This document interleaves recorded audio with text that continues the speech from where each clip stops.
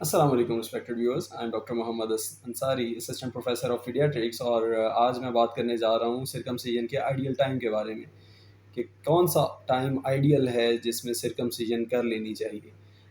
بچہ جب پیدا ہوتا ہے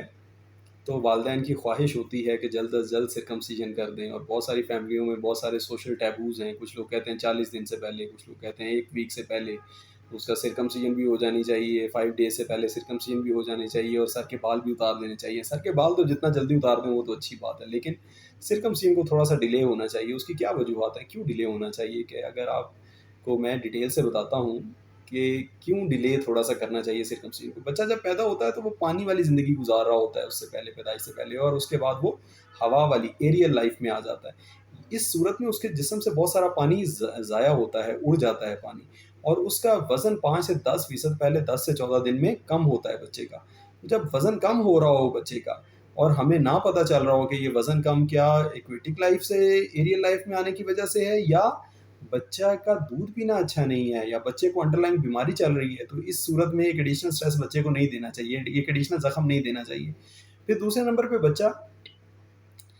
بچے کو یرکان ہوتا ہے، دوسرے دن سے تیسرے دن سے یرکان ظاہر ہوتا ہے، اور 5 سے 7 دن کے درمیان سب سے تیز ہوتا ہے۔ اور جو بچے ٹرم پہ ہوتے ہیں، جو بچے پورے دنوں کے یعنی 37 ویکس پلس کے ہوتے ہیں، ان کو یہ 2 ہفتے کے اندر ختم ہو جانا چاہیے، اور جو پری میچور جو کہ اپنے دنوں سے کم دنوں کے بچے ہوتے ہیں، ان کو 3 ہفتے میں کم ہو جانا چاہیے، ختم ہو جانا چاہیے یہ یرکان بالکل۔ لیکن جب یرکان چل رہا ہوتا ہے تو ایون فزیولوجیکل جونڈس یعنی فزیولوجیکل یرکان، ایسا یرکان جو کسی بیماری کی وجہ سے نہیں ہوتا، بلکہ کیونکہ ابھی جگر پری میچور ہوتا ہے، ابھی بچے کے جسم کے خلیے جو ہیں وہ بہت زیادہ نازک ہوتے ہیں اور تیزی سے ٹوٹ رہے ہوتے ہیں، اور جگر ان کا جو یرکان ان سے پیدا ہو رہا ہوتا ہے خلیوں کے ٹوٹنے سے، ان کو اچھی طرح سے میٹابولائز کر کے، اچھی طرح سے ڈیفیوز کر کے جسم سے باہر نہیں نکال پا رہا ہوتا، تو اس وجہ سے بچے کی جلد میں یرکان ظاہر ہو جاتا ہے۔ تو یہ سارے پروسیسز کی پری میچورٹی کو ہم بیماری سے ڈفرینشیٹ نہیں کر پاتے۔ ہمیں نہیں پتہ چل رہا ہوتا کہ کیا اس بچے کو جراثیم لگے ہوئے ہیں، کوئی ایسا مسئلہ چل رہا ہے انڈر لائن، کوئی جگر کا ہے، شدید مرض لاحق ہے جس میں خون کے جمنے کی صلاحیت بھی نہیں ہے، یا کوئی سرخ خلیوں کا ایسا مسئلہ ہے جس میں سرخ خلیے بڑی آسانی سے ٹوٹے جا رہے ہیں، یا بچے کو انفیکشن ہے، یا بچے کو جگر کی بناوٹ میں کوئی مسئلہ ہے، یا پتے کی اور پتے کے ساتھ والی جو نالیاں ہیں ان کی بناوٹ میں مسئلہ ہے۔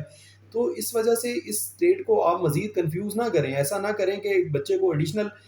زخم دے دیں جس سے جراثیم داخل ہوں اس کے جسم میں، اور ان جراثیم کے داخل ہونے کی وجہ سے بچے کا یرکان تیز ہو جائے اور ہم کنفیوز ہو جائیں کہ اب یہ کیا ہو گیا، کیا اس بچے کو اور کوئی مسئلہ ہے، کیا اس بچے کا جگر کا کام جو ہے وہ کرنا بہت کم ہے۔ تو بچے کو شروع کے دنوں میں پلیز سرکمسیجن والا جو سٹریس ہے وہ مت دیں۔ جو بھی بچہ جس فیملی میں بھی پیدا ہو وہ تھوڑا سا پہلے انتظار کریں۔ سب سے پہلے اس کا ویٹ ایک دفعہ 10 سے 14 دن میں ریڈیوس ہو، پھر اگلے 10 سے 14 دن میں دوبارہ وہ گین ہو، تو مہینے کے اینڈ پہ اس کا وزن یا تو پیدائشی وزن، صافی وزن، کپڑوں کے ساتھ نہیں۔ یہ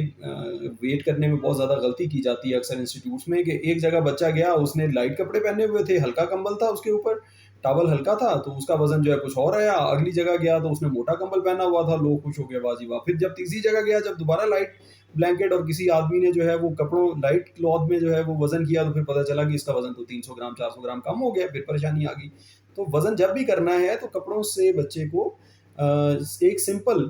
لیئر آف کلوتھ اس کے جسم پہ ہونا چاہیے، یعنی ایک سمپل اس نے جو ہے وہ پینٹ پہنی ہو، اور ایک سمپل شرٹ پہنی ہو، اور ایک پیمپر ہو اس کے ساتھ لگا ہوا، اور اس حالت میں جب بچے کا وزن کریں تو اس کے وزن سے تقریباً 200 گرام نکال دیں۔ تو بچے کا صافی وزن جو ہے، جو پیدائش پہ صافی وزن تھا، وہ لازماً ریکارڈ کریں، اور 1 مہینے کی عمر پہ جا کے کمپیئر کریں کہ کیا اس کا وہ وزن واپس ریگین ہو گیا، اور کیا بچے کا وزن پہلے کی نسبت بہتر ہے۔ اگر بہتر ہے تو یہ بچہ فٹ ہے، اس کو سرکمسیجن ہو جانی چاہیے۔ پھر اس بچے کا وزن جو ہے وہ 3 کلو کے اراؤنڈ ہونا چاہیے۔ 3 کلو سے چھوٹا بچہ جو ہے وہ ہائی رسک بچہ ہوتا ہے بہت زیادہ۔ ویسے تو 2.5 کلو سے چھوٹا بچہ ہائی رسک ہوتا ہے، لیکن 3 کلو سے چھوٹا بچہ بھی ہائی رسک ہوتا ہے۔ ریزن بینگ کہ جب سرکمسیجن کرتے ہیں تو پھر اس کا پیمپر ہٹاتے ہیں، اس کو کھلا چھوڑتے ہیں، تو بچے کے ٹھنڈے ہونے کے امکانات بہت زیادہ ہو جاتے ہیں۔ 3 کلو سے کا بچہ جو ہوتا ہے، 3 کلو یا اس سے پلس کا بچہ، وہ تھوڑا سا ان اسٹریسز کو مزید اچھے طریقے سے ٹیکل کر سکتا ہے۔ پھر جانڈس اس بچے کا بالکل ختم ہو چکا ہونا چاہیے۔ اگر آپ نے اس کو ایڈیشنل زخم دیا، اس کے جسم میں اس زخم سے جراثیم انٹر ہوئے اور یرکان شدید ہو گیا، تو اس سے بھی بہت بڑا مسئلہ پیدا ہونے کا جو ہے وہ خطرہ لاحق ہو سکتا ہے۔ پھر بچہ تھرائیونگ ہو، بچے کو الٹی نہ چل رہی ہو، بچے کو جو ہے وہ دودھ جو پیا ہوا ہے وہ ہضم کر رہا ہو بچہ، اس کو پوٹیاں نہ چل رہی ہوں، اس کے اگر پہلے مہینے کے اینڈ تک اس میں خدا نہ خواستہ کوئی اور مسئلہ ہے، یعنی دل کے مسائل جو ہیں وہ پیدائش پہ ظاہر نہیں ہوتے،